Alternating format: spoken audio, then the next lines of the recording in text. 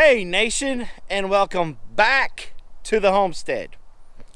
Well, I know Robyn was planning on doing a garden tour sometime this week, but I just have to hijack that from her because I don't feel in my hearts of hearts that she would do it justice. And the reason being is because my wife is so modest, she won't brag on herself. So, Robyn, I'm jacking your garden tour, your updated garden tour for the fall winter garden, and I'm going to do it because I'm about to brag on you. So I was leaving this morning for my acupuncturist appointment, and for some reason, the Lord had me running around, and I ended up cutting through the garden in a section that's kind of like not really on the way to the car, and I caught a glimpse of our celery plants. Now, we've never successfully grown celery at all here on the Big Bear Homestead. And this year, I honestly believe we are actually going to get some celery. Now, the weird thing is that the celery in this one bed with the trellis, that celery is following, I think we did 2 or 3 runs of beans in that bed this summer. I think we did a couple of pole beans and some bush beans. But this celery is thriving in this bed.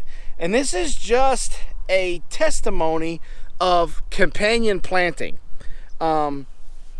Because the beans, they return some of the I think it's nitrogen back to the soil.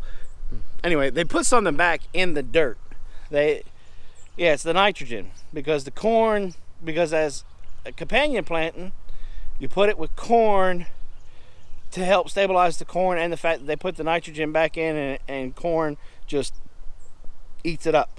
So, but the celery in this bed is thriving when the celery in our other 2 beds, it's doing well, but nowhere near as well as that one is. And right next to that celery is our Brussels sprouts. Now, last year we did okay with the Brussels sprouts. The plants did phenomenal. They weren't where they're at now this time last year. We're way ahead of the ball game here. And I think we got like 1 or 2 sprouts off of them, and they were kind of bitter because the heat hit before we were able to harvest anything. So I'm really, really anxious to see what happens with those. Now, we've got our little small beds here.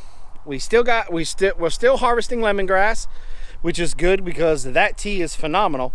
But I got 2 beds here that Robyn cleared out that I know she planted, but it's not labeled. True Robyn fashion. I have no idea what's in these beds. So that's going to be a mystery until the green foliage starts coming up. Our Swiss chard is doing great. Not only for us, but for the bugs, the slug or whatever that's eating it. But we've had a couple of cold snaps, so I think that guy's going to go away. And that's just going to be phenomenal. I know that Leia right now, our mama pig, is loving it when Robyn takes it over there to her. Our cabbage, Robyn went butt wild on cabbage this year, and I got cabbage everywhere, and they're all doing fantastic. Our sugar snap peas are doing awesome all over the place. We got a bed of carrots over here that's doing great. Our mint is still producing for us, so we're taking clippings of that, drying it off, but really I'm not letting her yank that up because I'm still out pulling leaves off of here to put in my tea. Marigolds are still kind of going.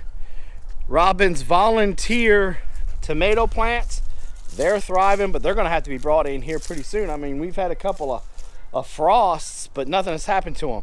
Eggplant's finally starting to die down. I think we got we got some pathetic stuff. You can start to see the ones that she missed on the orange guy. But the purple one is still producing. Cabbage, our broccoli, like I said, broccoli, cauliflower, all that stuff is just doing phenomenal out here. And it's all because of Robyn. It's all because she took the time and she's been studying. She's been, you know, watching Jess and everybody in the garden and taking notes. And you can tell it's really paying off. And so I'm super stoked. I'm excited. We got okra out here that's still flowering, still going. I can't even reach the top of the plant anymore. It's just, our garden has been a tremendous success this year, all because of Robyn and the effort that she put in. We got garlic going that's going to do great again. I think she's going to plant more garlic. We got kale. I mean, we just got a whole bunch of stuff. And in the big garden, we're starting our no-till gardening with that one. And so the moment that we put some fresh compost on the ground, Robyn has taken that opportunity and putting in it. Over there, we got cabbage, we got red cabbage, we got broccoli. We got all kinds of stuff going. And she's still got tomato plants over there that's still doing great. So, y'all, I need y'all to help me express to Robyn how proud I am of her. And if you guys are proud of Robyn for the phenomenal job that she did in this garden this year, go ahead and smash that like button, but go ahead and tell her in the comments below. Because I really want to keep this side of my wife going. I think she's found a new hobby, a new love, and I want to pour gasoline on that fire because I like to eat, and her growing food makes my eating habit a lot cheaper. So I need y'all to help me with that one. Hey, if it's your first time here, go ahead and hit that subscribe button. It doesn't cost you anything. Smash the bell. And hey, if you don't like what you see afterwards, hey, you can leave it anytime. And there is no early termination fee when it comes to that.